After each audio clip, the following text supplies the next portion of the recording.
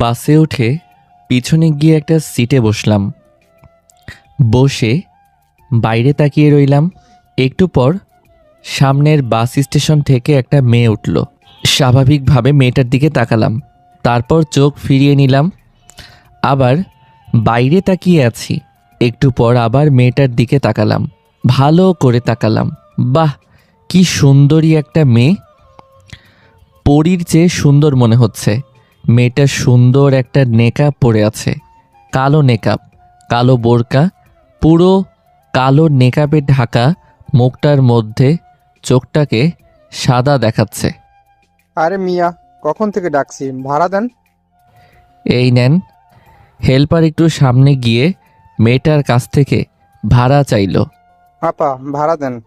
এই নেন। ভাড়া কিন্তু 10 টাকা। 10 টাকা কেন? সব সময় তো যাই 5 টাকা করে, এখন কেন 10 টাকা দিতে হবে? আমরাও তো এখান দিয়ে গাড়ি চালাই। বিষয়টা আমার নজরে গেল। আমি সিট থেকে উঠে মেয়েটার কাছে গেলাম, গিয়ে বললাম, কি সমস্যা? দেখেন ভাই, 5 টাকার ভাড়া 10 টাকা যাচ্ছে।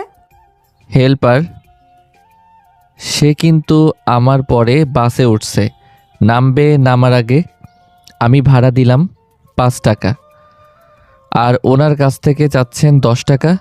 আপনার সমস্যা কি? হেল্পারকে নামার স্টেশন বলার সময় আমি শুনি কোন স্টেশনে নামবে। Sorry sir. মেয়ে মানুষ পাইলে বেশি ভাড়া নিতে ইচ্ছা করে না? চট থাবড়া দুইটা লাগালে আর মন চাইবে না। সরি স্যার, আর হবে না। এই বলে হেল্পার চলে গেল।